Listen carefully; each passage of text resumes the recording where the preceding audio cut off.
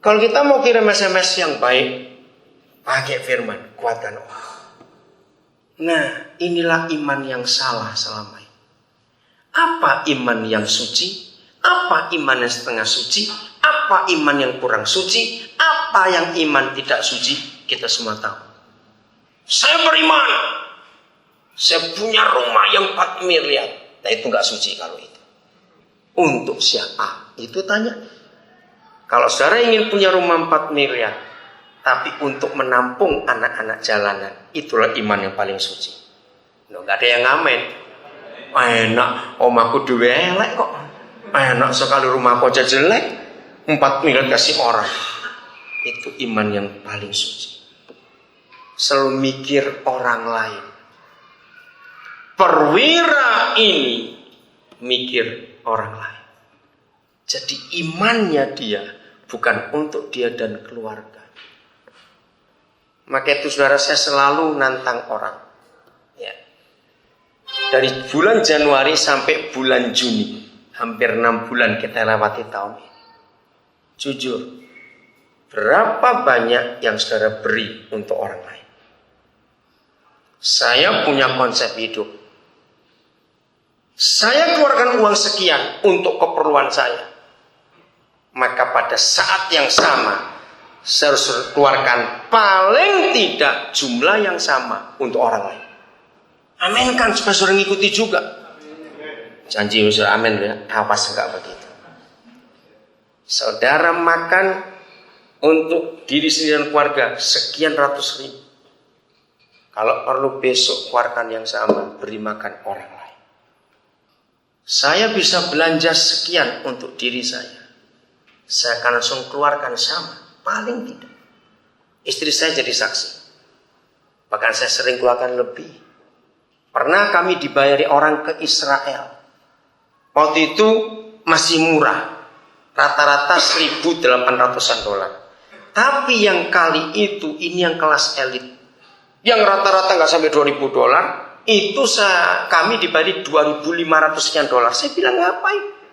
2 orang. Saya bilang nggak mau. Saya guyon pada orang itu. Saya kenal orang Surabaya dari jalan Tambak Bayan.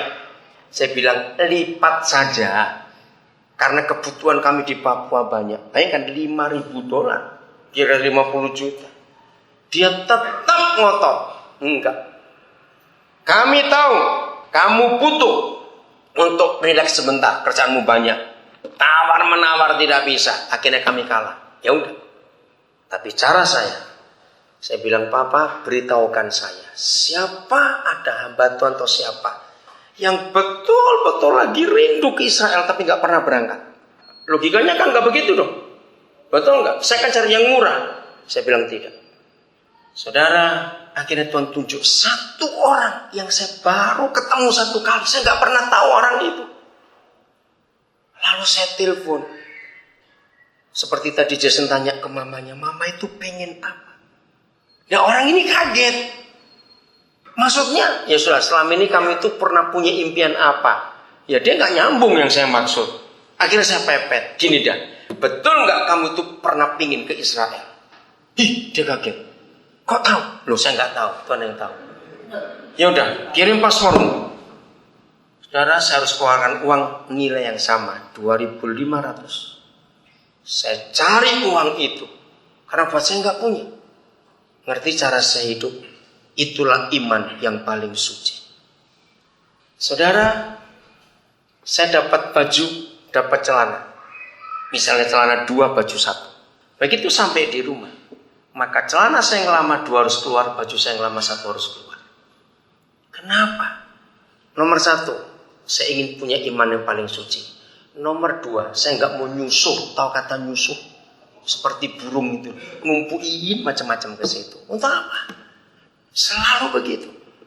Maka kita yang hobinya numpin barang di rumah, keluarkan semua. Malam ini jangan tidur, bongkar semua.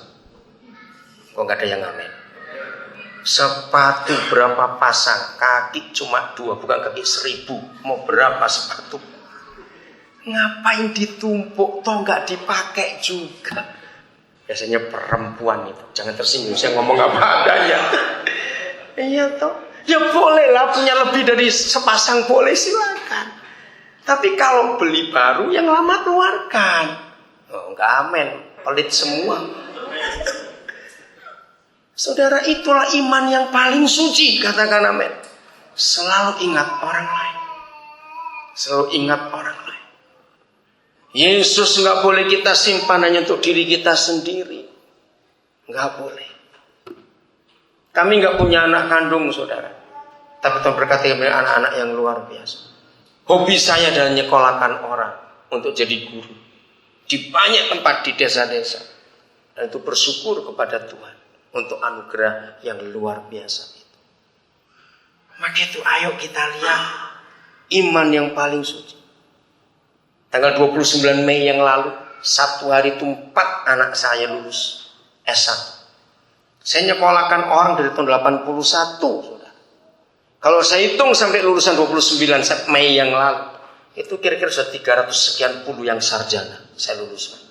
Yang master sudah 38 orang. Yang doktor sudah 3 orang. Maka itu buat saya selama 30 tahun lebih saya hidup. Bulan Mei, Juni, Juli itu bulan yang paling menyiksa saya karena bayar SPP. Pelajar tahun ajaran baru. Kalau saudara hari ini ikut saya, saudara kan terus urusan saya cuma itu. Dan Tuhan luar biasa. Tahun ini 2 yang lulus dokter. Yang pertama tanggal 10 April yang lalu. Tahun ini. Yang kedua tanggal 3 Juni barusan. Sampai yang 3 Juni yang lalu itu 3 dokter ke-13 yang saya luluskan. Dan saya sudah meluluskan 2 spesialis. 1 anak, 1 bedah. Dan saya akan nyekolahkan terus. Sekarang saya masih mikir nyekolahkan dokter mahalnya luar biasa. Berarti iman yang paling suci. Kenapa saya hobi nyekolahkan guru dan dokter? Karena pelayanan Yesus itu pendidikan dan kesehatan. Kemana saja Yesus pergi, dipanggil guru. Sampai hari dia naik ke surga pun orang bilang dia guru, bukan pendeta. Dan kemanapun dia pergi, orang bawa orang sakit. Betul tidak? Itu Injil. Saya buat itu. Ayo kita maju. Bukan cuma itu. Tuhan berkati saya bisa beli rumah di banyak tempat di Indonesia. Bukan untuk kami tinggal. Saya menampung banyak anak-anak di banyak kota. Di rumah-rumah itu. Supaya mereka bisa berkata, aku mau pulang. Karena ada rumah untuk mereka. Jujur. Iman saudara, iman yang di level mana? Tanya pada diri sendiri. Kalau itu, kita akan buat hal yang luar biasa. Prinsip saya itu, kalau ada maling masuk ke rumah saya nggak akan teriak, saudara. Saya akan sambut dia. Karena cari jiwa itu susah. Ini datang sendiri. Serius, itu hidup saya. Maka itu saya sering nampung orang-orang jahat itu. Ayo tinggal, nggak usah takut. Hobi saya yang lain adalah melepaskan orang dari penjara. Nanti tanggal 12, 13, 14 Juli kami akan kembali ke Nusa Kambangan. Di banyak lembaga pemasyarakatan Indonesia, orang tahu kalau ada orang mau dibebaskan ya dicari kasih saya. Dan itu saya harus bayar. Dan gak cuma itu, saya harus tanda tangan menjamin kalau sampai ada apa-apa yang dicari pendeta. Sampai satu kali saudara, orang dari Departemen Kehakiman cari saya, namanya Pak Haris. Saya kaget. Kenapa dicari orang kehakiman? Ada urusan apa? Saudara, dan saya nggak punya waktu. Hari itu saya cuma bisa ketemu setelah jam 11 malam. Nah saya harap dia nggak ketemu saya. Ternyata dia nungguin. Ya ampun, jam segitu tungguin. Begitu saya ketemu dia di kantor salah satu kantor anak saya, dia jabat tangan saya itu nggak lepas-lepas. Oh ini Pak Daniel. Oh ini Pak Daniel. Sampai saya tarik tangan itu nggak dilepaskan. Karena dia nggak nyangka saya dia pikir saya bukan, kalau pendeta dia tahu, karena nama saya itu sebagai pendeta, tapi dia nggak mikir kalau saya Tionghoa. Jadi nama saya dikenal di Departemen Kehakiman, karena kalau ada pembebasan bersyarat dari para narapidana itu, maka saya harus tanda tangan dan surat